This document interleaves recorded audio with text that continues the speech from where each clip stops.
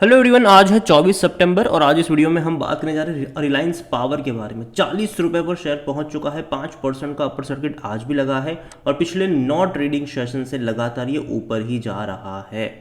लगातार यहाँ पर अगर आप देखोगे तो 30 रुपये से भी नीचे शेयर था और जब तेज़ी पकड़ना शुरू करा है तो यहाँ पर जो 5% का अपर सर्किट है वो पिछले 5 ट्रेडिंग सेशन से चल रहा है।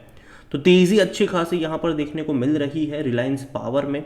उसकी वजह भी है, बात करेंगे उसके बारे में, लेकिन उससे पहले अगर आपने अभी तक चैनल को सब्सक्राइब नहीं किया है तो प्लीज़ अभी इसे सब्सक्राइब कर लीजिए, क्योंकि आगे भी बहुत सारे वीडियोस हैं जो आपको काफ़ी ज़्यादा हेल्प करेंगे। तो 40 रुपये का शेयर है रिलायंस पावर का। एक महीने में 22% की तेज़ी और एक साल में 111% की तेज़ी और सबसे हाईएस्ट लेवल पर ये पहुंच चुका है। 5 साल के सबसे हाईएस्ट लेवल पर। ऐसा लेवल जो था यहाँ पर वो आज से पहले अगर हम देखें तो वो बना था साल 2018 के दौरान। साल 2018 के दौरान वो भी फरवरी में ये 40 रुपये के आसपास था, उससे पहले ये नहीं गया था। एक बड़ी गिरावट आई और तेज़ी अगर आप देखोगे तो शानदार है। ग्राफ इंटरेस्टिंग देखो है, यहाँ पर तेज़ी आती है, बड़ी तेज़ी आती है, उतनी ही बड़ी गिरावट आती है, बड़ी तेज़ी आती है, गिरावट आती है, तेज़ी आती है, गिरावट आती है, तेज़ी आती है। पिरामिड कई सारे यहाँ पर बने हैं, कई सारे बने हैं। और ये जो गिरावट आई थी 36 रुपये से जो गिर कर आया था ये 29 रुपये पर, उसकी वजह भी ये थी कि भाई साहब जो मतलब रिलायंस होम फाइनेंस ने जो घोटाला करा था उसके चलते यहाँ पर गिरावट आई थी। इसमें भी गिरावट देखने को मिली, लेकिन यहाँ पर बड़ी तेज़ी हमें तब देखने को मिली जब इन्होंने अपने डेट को चुकाया। कंपनी ने अपने डेट को चुका दिया यहाँ पर और ऑलमोस्ट डेट फ्री हो चुकी है, ये आप कह सकते हो यहाँ पर। और उसी के चलते जो शुरुआत हुई है 30 रुपये से 40 रुपये पर, ये लगातार भागा है, कहीं पर भी रुका नहीं है। और एक और बड़ी खबर यहाँ पर आ चुकी है और ये खबर है भाई साहब पैसा रेज करने को लेकर। यहाँ पर अगर आप देखोगे रिलायंस पावर को लेकर तो रिलायंस पावर लगातार 9 ट्रेडिंग सेशन तक ऊपर गया है और कंपनी ने डिसाइड किया है कि it would allot 46.20 crore equity shares, जिसकी कीमत है 1524 करोड़। ये भैया पैसा रेज करेंगे प्रेफरेंशियल अलॉटमेंट के जरिए। और किसके थ्रू होगा यहाँ पर, तो इश्यू टू रिलायंस जो प्रमोटर है रिलायंस इंफ्रा वो होगा यहाँ पर।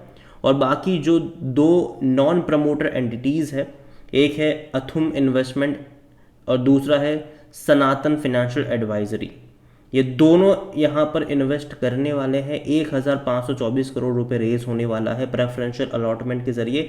और किस प्राइस पे होगा ये, तो 33 रुपये जो कीमत है वो यहाँ पर सेट करी गई है।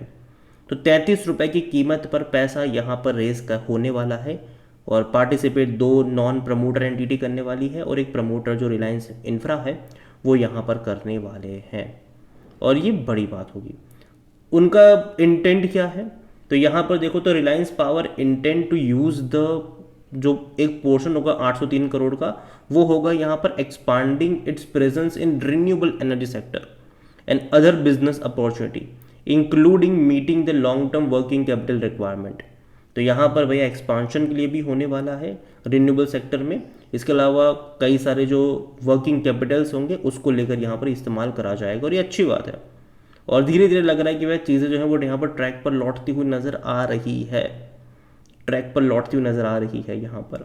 और वॉल्यूम देखें तो बाजार जस्ट अभी खुला है, 66 लाख से भी ज़्यादा के शेयर्स यहाँ पर ट्रेड हो चुके हैं। हालांकि 5% का अपर सर्किट लगा है तो इसीलिए बहुत ज़्यादा लोग आपको यहाँ पर नज़र नहीं आ रहे, वरना एक्चुअली में अगर अपर सर्किट नहीं होता तो यहाँ पर और बड़ी क्वांटिटी में वॉल्यूम आपको देखने को मिल जाता है रिलायंस पावर में।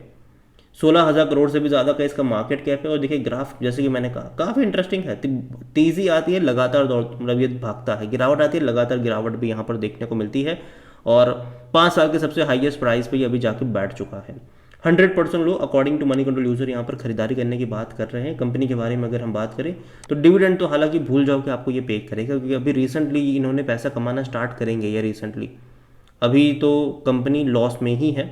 हालांकि रेवेन्यू वाइज कोई ग्रोथ नहीं है यहाँ पर, अगर आप देखो तो कोई ग्रोथ नहीं 5 सालों में।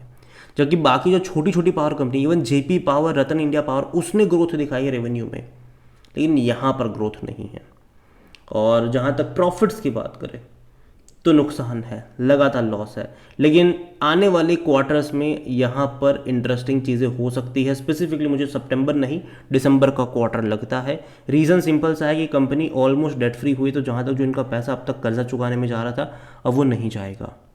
जो चीज़ हमने सुजलॉन के साथ देखी शायद वो यहाँ पर हो सकती है। बस ये है कि भैया मैनेजमेंट ठीक से काम करे, कहीं ऐसा ना हो फिर से कि भैया रिलायंस होम फाइनेंस की तरह कांड करना शुरू कर दे। ये मतलब ये यहाँ पर ऐसा नहीं होना चाहिए।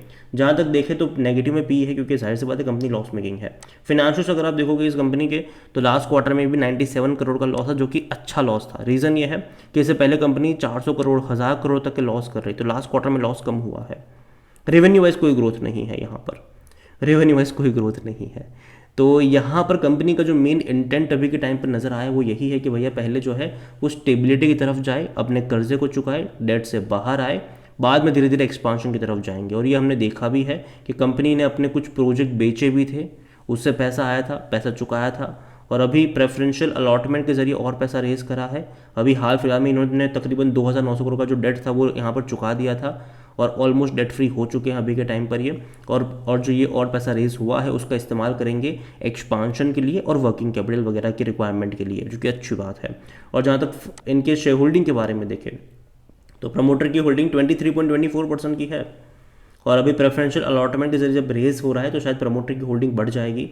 और जहाँ तक म्यूचुअल फंड्स की बात करें तो 0.22% का स्टेक है उनके पास, 2.84% डोमेस्टिक इंस्टीट्यूशन के पास है, 12.71% एफआईएस लेकर बैठे हुए हैं।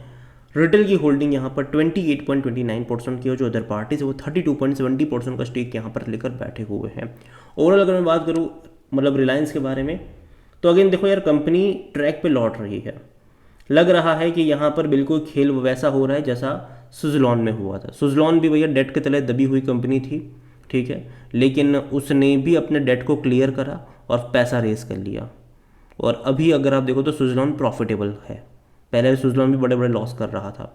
यहाँ पर भी इस कंपनी ने भी बिल्कुल वैसा ही किया है, अपने डेट को क्लियर कर किया, पैसा रेस करा अभी के टाइम पर।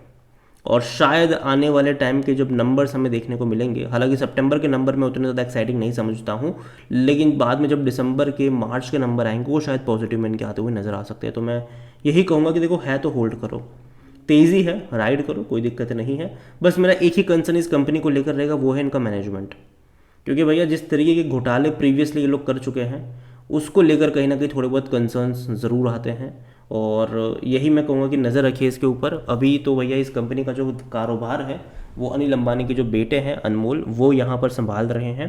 हालांकि उनके ऊपर भी सेबी ने 1 करोड़ का जुर्माना उनके ऊपर भी लगाया हुआ है, क्योंकि उन्होंने जो रिलायंस होम फाइनेंस में चल रहा था उसको लेकर उन्होंने क्यों कुछ को नहीं कहा, तो उनके ऊपर भी जुर्माना यहाँ पर लगाया जरूर है। लेकिन उम्मीद है कि मैं यही कहूँगा, देखो रिलायंस ग्रुप की शायद अनिल अंबानी ग्रुप की जो ये कंपनी है उसे पोटेंशियल क्यों है, क्योंकि ये सेक्टर पूरा अच्छा है पावर सेक्टर का, कि डिमांड डेफिनेटली इसकी बढ़ने वाली है, और लोगों को टर्न अराउंड स्टोरी अच्छी लगती है कि भैया लॉस से प्रॉफिट में आने वाली जो टर्न अराउंड की स्टोरी है वो लोगों को अच्छी लगती है। और वैसी स्टोरी हमने सिर्फ जब सुजलॉन में देखी तो बहुत बड़ी तेज़ी हमें देखने को मिली। तो यहाँ पर मैं कुछ ऐसा एक्सपेक्ट कर रहा हूँ, लेकिन एक चीज़ याद रखिएगा कि यहाँ पर भी ऐसे पिरामिड्स देखने को मिलेंगे आपको आगे भी, जो हमने पास्ट में देखे हैं पिरामिड के तेज़ी वाले आए, बाद में गिरावट भी आ गई, यहाँ से तेज़ी आ रही है। कितने दिन तेज़ी मतलब और भी कुछ दिन तेज़ी यहाँ पर चल सकती है, लेकिन बाद में प्रॉफिट टेकिंग कह लो, गिरावट कह लो, वो भी आपको देखने को मिलेगी। तो जब तक स्टेबल ना हो इंतज़ार करो, क्योंकि देखो अभी तो खरीदारी के मौके हैं ही नहीं, ठीक है। अभी 5% का अपर सर्किट लगा है, अभी तो आप खरीद भी नहीं पाओगे। हो सकता है कि कल भी 5% का अपर सर्किट लग जाए, आप खरीद ना पाओ।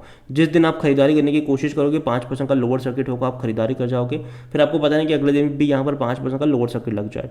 तो पहले इसको ये जो 5% के अपर सर्किट लोअर सर्किट से बाहर आने दो, थोड़ा सा स्टेबल होने दो, उसके बाद यहाँ पर कुछ करिए। लेकिन हाँ है तो होल्ड करो यहाँ पर। अब यहाँ पर लॉन्ग टर्म का दाव खेल सकते हो। अगेन ये मेरा पर्सनल ओपिनियन है, कोई भी इन्वेस्टमेंट एडवाइस नहीं है ये। वीडियो को यहीं पे एंड करता हूँ। पसंद आया हो तो लाइक करो, शेयर करो, चैनल पर पहली बार है तो प्लीज़ सब्सक्राइब करें। और रिलायंस पावर के बारे में आप क्या सोचते हैं वो भी आप मुझे कमेंट में लिख के बता सकते हैं। Thank you.